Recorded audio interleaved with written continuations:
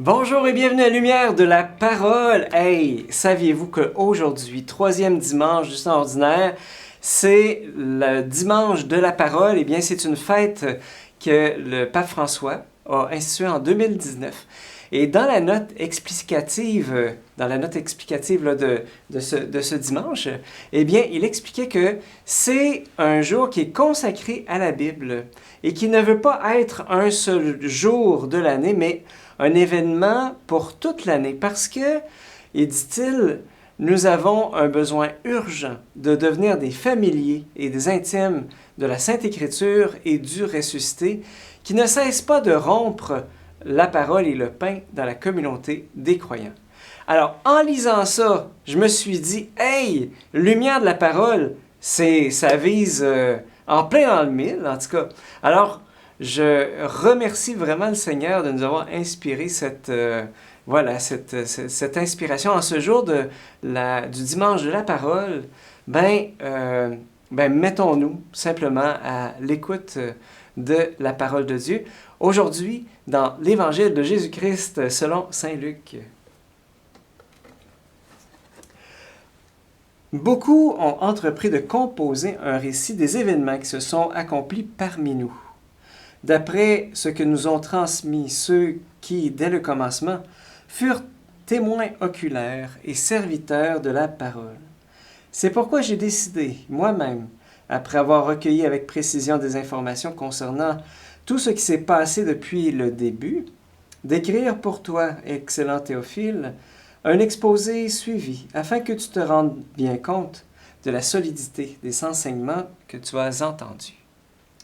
En ce temps-là, lorsque Jésus, dans la puissance de l'Esprit, revint en Galilée, sa renommée se répandit dans toute la région. Il enseignait dans les synagogues et tout le monde faisait son éloge. Il vint à Nazareth où il avait été élevé. Selon son habitude, il entra dans la synagogue le jour du sabbat et il se leva pour faire la lecture. On lui remit le livre du prophète Isaïe. Il ouvrit le livre et trouva le passage où il est écrit « L'Esprit du Seigneur est sur moi, parce que le Seigneur m'a consacré par l'onction. Il m'a envoyé porter la bonne nouvelle aux pauvres, annoncer aux captifs leur libération, aux aveugles qu'ils retrouveront la vue, remettre en liberté les opprimés, annoncer une année favorable accordée par le Seigneur. » Jésus referma le livre, le rendit aux servants et s'assit. Tous dans la synagogue avaient les yeux fixés sur lui. Alors il se mit à leur dire, « Aujourd'hui s'accomplit ce passage de l'Écriture que vous venez d'entendre. » Acclamons la parole de Dieu. Louange à toi, Seigneur Jésus. Si quelqu'un de votre entourage, de votre famille, vous posait la question « C'est quoi la différence entre la Bible et les autres livres? » Ou qu'on vous dirait « Ah, la Bible, c'est comme l'Odyssée d'Homère, les Fables de La Fontaine, la Commedia dell'arte ou les Rimes de Baudelaire. C'est un livre comme les autres. » Eh bien, vous, qu'est-ce que vous répondriez à ça? Pour moi, en tout cas, je dirais que la différence entre la Bible et les autres livres, c'est la parole que Jésus a dite à la toute fin de l'Évangile. Aujourd'hui s'accomplit ce passage de l'Écriture que vous venez d'entendre. Qu'est-ce que ça veut dire? Eh bien, ça veut dire que parfois, les textes de la Bible prennent vie et les promesses de Dieu écrites dans ce livre s'accomplissent pour moi. J'ai souvent trouvé dans la Bible des réponses à des questions extrêmement personnelles que je me posais.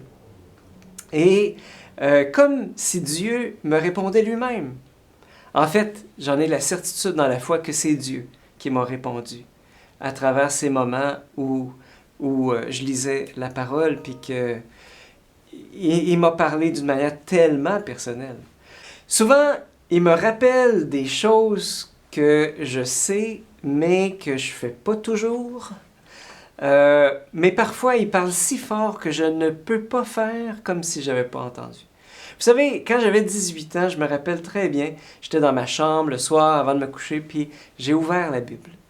Et je l'ai ouvert au hasard, hein, au hasard, tu sais, le hasard avec un grand D. Hein? Et je suis tombé par hasard sur la première lettre de Saint Paul aux Corinthiens, hein, qui disait « J'aurais beau parler toutes les langues, celles des hommes, celles des anges, si je n'ai pas l'amour, je ne suis... S'il me manque l'amour, je ne suis qu'un cuivre qui résonne, une cymbale retentissante. J'aurais beau être prophète, avoir toute la science des mystères, toute la connaissance de Dieu. J'aurais beau avoir la foi à transporter les montagnes. J'aurais beau me faire brûler vif. Si je n'ai pas l'amour, je ne suis rien. » Et quand j'ai refermé ma Bible, j'avais l'impression que ce livre-là me connaissait mieux que mes meilleurs amis. C'est comme je voyais là ce que Dieu m'appelait à vivre. Comme si je voyais mon ADN, je voyais ma vie. Hey, mais ma vie, c'est ça. Je ne veux pas passer ma vie à faire de l'argent puis à jouir. Je veux passer ma vie à aimer les autres. Voilà, peu importe le prix. Et que si je fais n'importe quoi dans ma vie, mais que c'est sans amour, ça sert à rien. Ça sert à strictement à rien.